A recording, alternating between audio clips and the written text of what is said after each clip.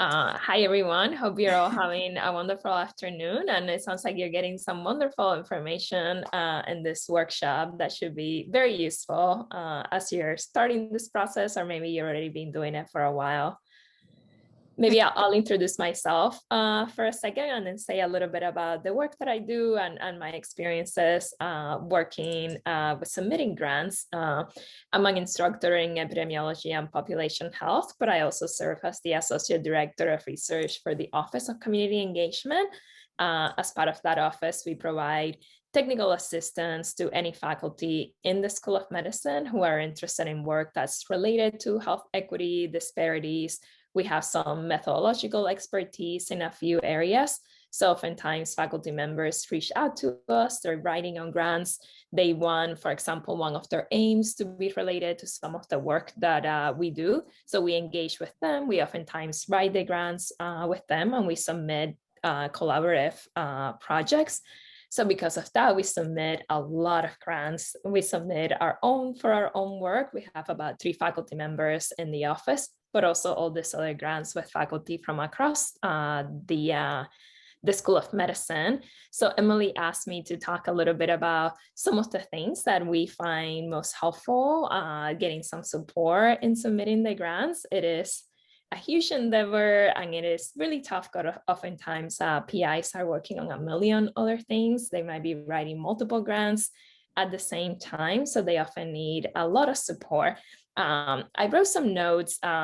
One thing that I think we have found helpful is just keeping us accountable in the timelines, just making sure that we're clear. There's so many timelines. There's timelines, for example, for NIH, but there's a timelines of when RMG actually needs pieces, when it's the final, when do they only need to see a draft. For example, oftentimes we will work on budget justification at first. And even when those timelines start clicking, we might still be working on the research portion and finessing that. So making sure that you're keeping us in track on like, hey, this document needs to be final versus we just need a draft for the moment while you finish it. And then keeping that clock, right? Like it's Friday, for example, we need to have it at a certain time. The templates, I think that I would say that's probably like one of the biggest helps, just keeping us accountable on templates and when they change. The BioSketch is an example of one recently changed related to human subjects recently changed as well, maybe in like the past couple of years. Some of the headings were really different. So if we have been using templates that we had from prior grants, which is usually what we do, we grab the last one that we did, and then we start adding in new information, we would have had completely wrong templates for that. So there's the template piece, and there's also pieces about what is needed depending on the project. Some templates or some projects require more information. For instance, if it's a clinical trial, we have several attachments that are then needed versus projects that might not be a clinical trial. So making sure that we're all sort of clear on the amount of documents needed and keeping us organized there. I say budgets is another big one that sometimes we need help with. Sometimes we're like, okay, we want to be in this ballpark, but just making sure things add up.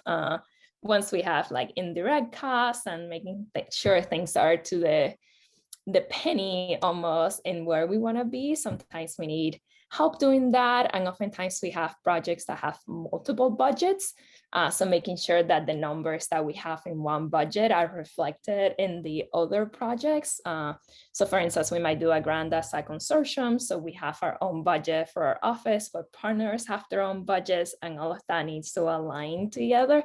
It is a lot of work. So oftentimes we can use help on that. Also, budgets look differently. NIH actually is fairly straightforward. We submitted a grant recently to PCORI. They were asking for labor rates. We had never like worked with labor rates. They didn't want just our salaries. They wanted actually per hour and wanted it per hour per task that we were doing. And depending on education, people had different labor rates that we needed to calculate. So that was one reason that was like, quite different and difficult, and we got a lot of support in figuring out what those even were because we had a lot of internal confusion on that. So budgets, I think I would say, it's another big area where there's oftentimes some surprises. Let me see. There's the submission process on assist, but it sounds like for most of you, you're helping the PI and then somebody, our RMG, is actually doing that final portion. Is that right? Well, actually, yeah, we'll talk about that. It depends. But RMG does the budget part, but a lot of times we will actually do the uploads into Assist ourselves and do that review and upload. Yeah. Got it. So that's another major part, and where oftentimes there'll be little things that we're missing or documents that we just didn't think we needed potentially, and then last minute it feels like we need it. Once you go into Assist, you realize that we needed it. We did one recently, a P50, and we thought we had all the documents together. I think it was like Friday, and we're like leaving the office thinking like, oh great, like it's all done. And then we get an email saying, hey, you're missing all these other documents from Assist. So always helpful to have another pair of eyes, identifying anything that we might have missed. You spoke about the sub-awards and consultations and setting those up.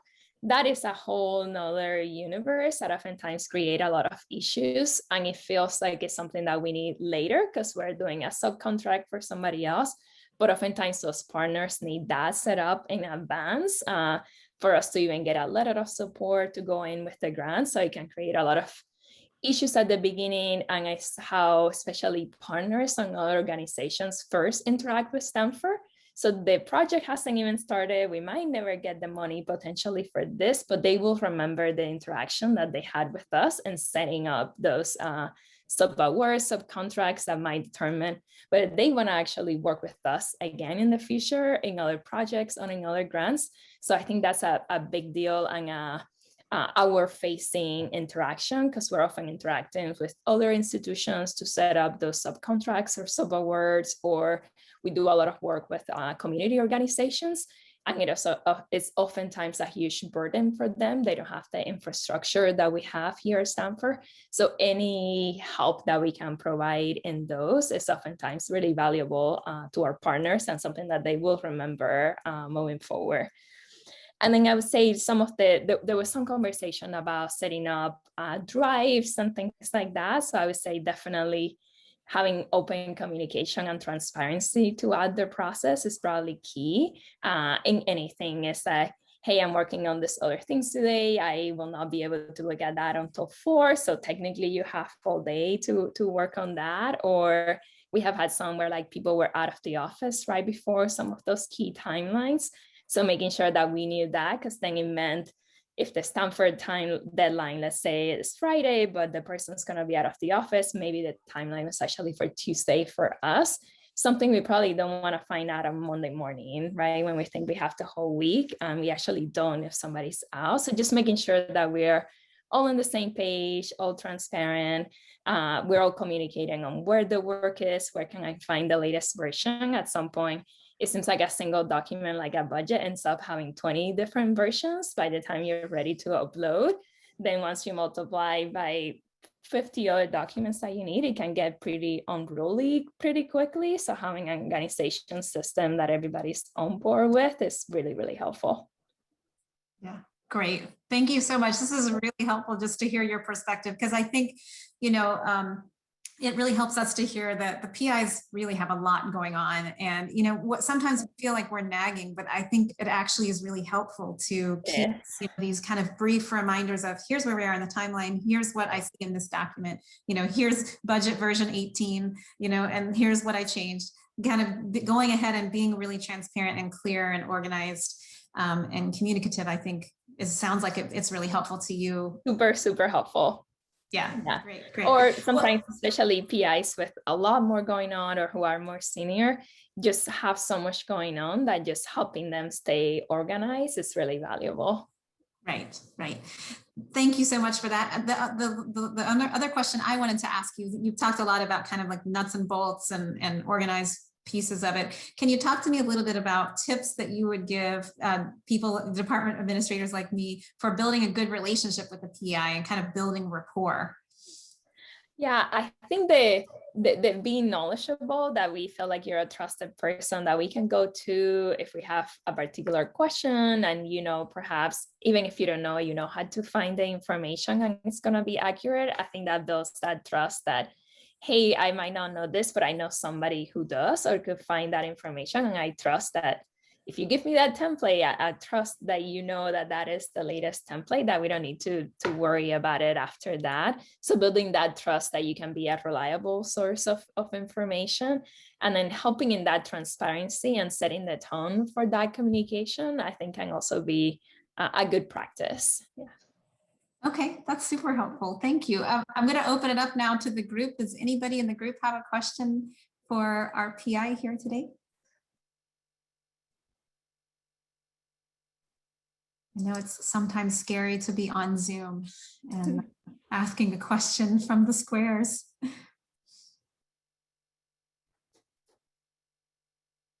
Anybody in the rack have a question based on your experience working on proposals that you'd like to ask?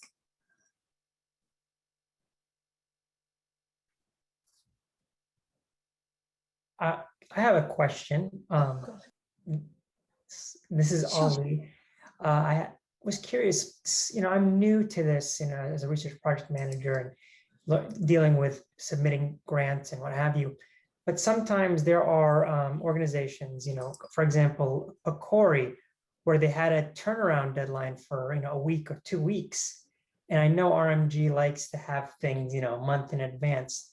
It can be intimidating to ask for help. So what would you suggest or recommend, especially for grants that have really quick turnarounds? Mm-hmm. Good point. So I think RMG is usually, sometimes they're finalists within a week, and then they like to see that proposal, that PIF, a bit more in advance. I said, if you can build relationships with them where you also have almost like a direct contact with them, like we have a person that we always go to and try to ask questions when we do, I think building those relationships can help soften some of those timelines in a way. And oftentimes, so I would say that would be one, like making sure you have your own connections and your own trusted members, let's say, of RMG that you can go for questions. It will be oftentimes also an internal discussion of, can we even get it done? Like, can we even get it done if it's only on a couple of weeks? Other times we don't have a lot of choice. Like oftentimes there's like a major grant and it's seen as a great thing. Let's say if Stanford put in an application, so RMG will be willing to make some concessions if there's some like high-end pressure saying we have to submit this, like other institutions are going for it, we need to go for it as well. And we have some faculty here willing to lead it. So there might be some wiggle room in that regard that I've seen, especially recently in some large collaborative grants. Great. Yeah, that's a great question, because you have your ideal timeline and then you have the reality. And a lot of these, and I've seen NIH starting to do this too, where they'll release these special opportunities and they'll give you. For COVID, there has been multiple ones. We have been in that boat a few times with COVID, of like, yeah, here's something, we're gonna go for it. We're hearing from CTSA, we should go for it here. I think it's 2 weeks. Yeah. And I mean, I'm having a heart attack as an administrator and I'm not anywhere near as busy as a PI is. And I'm thinking, how's the PI going to clear the decks and somehow get the science written? It's really, really challenging. Yeah. It does happen. Yeah. But having those good connections and relationships, and ideally, this is not the first grant you're doing potentially, that you have a working model for how to do things. So it makes it a little bit easier to meet some of those quick timelines. Yeah. Yeah. Ben, did you have a question you were going to ask? Yeah, I wanted to follow up kind of similar to building that rapport with the PI. Let's say you have a good relationship with them, but it's totally understandable that PIs are quite busy, especially when they're in service. Do you have any advice on how we could approach our PI if they are not responsive to some of the documents that are due? How do we approach them as a research administrator without burdening that relationship with the faculty? Yeah, that's a really good point. I think, yeah, Excellent question in terms of how many emails do you send. You also don't want to bombard their emails, and they're also likely getting so many emails. I not senior, and sometimes I can catch up with my emails. It's like, gosh, I felt terrible, but I just saw an email that I completely missed on something that was important. Oftentimes, PIs too would have people in their labs who are a bit more responsive or who might actually be doing some of the writing. So for instance, here we have so there's like Lisa Goldman Rosas, who's the faculty director of our office. And then we have a couple other PhDs. Oftentimes I'm more responsive than her. So in that relationship, you will find out like people realize they should CC me, for instance, in communications with her, because I might be more likely to respond and just have a little more time than she does. She's more senior. So that might be pieces that you find out too in that relationship building of who else in the team might be somebody that you should be bringing in those conversations, because they might be able to do some of the other details. They might also be doing some of the writing themselves. I might be seeing the PI in person or seeing them in meetings that you're not in, so they're able to nudge them in a different way. Yeah, that's a great point too. Yeah, I mean, because a lot of times we're remote, we never see the PIs in person. So if you're bumping into them in a meeting or you're on a conference call, exactly, super helpful. Yeah. Mm-hmm. Okay, anybody else a question before we let Dr. Rodriguez Espinosa go? Okay. I have one. This sure. What do you prefer as a way of communication? Obviously, all PIs are different. Do you find that email is more efficient than a Zoom call? Do you find that a phone call is better? What would you look for? Mm-hmm. Excellent point. This is not helpful, but it probably depends. We do a lot of emails. It depends on the team or what we're doing, but oftentimes people might do emails, and then it's easy to just have attachments on the email and have a thread going.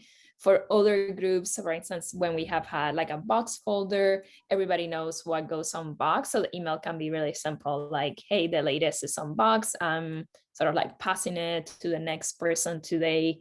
We do a little bit of Slack, but that tends to be internal.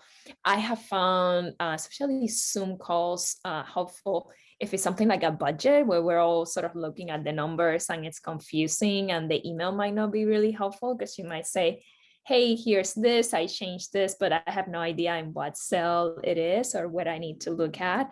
Oftentimes that's easily resolved. You might send an email, say, hey, like, call me when you're available, we can chat really quickly, and you can jump on Zoom and look at it together, and within 10 minutes you can solve the issue there instead of the back and forth over email. So especially if there's something where a share screen would help, I would say a quick Zoom call helps, and it can be at their convenience. Doesn't need to be scheduled. You can say, I'm available anytime before 4 today, for example. Whenever they get a chance, they can give you a call and jump on Zoom and address it with you really quickly. And it might be as simple as a 10-15 minute Zoom call. Thank you. Mm-hmm, of course. That's a great point. There are certain things it's just much clearer to put it on the screen and just kind of look through together, and we can, you can save yourself 8 emails that way. Sure. Questions from anyone else before we go? Well, thank you so much. We so appreciate you coming and speaking with us, and let you go and get back to your science. Thank you all for all the work that you do to support our faculty and support our research here. Thanks so much. Take care.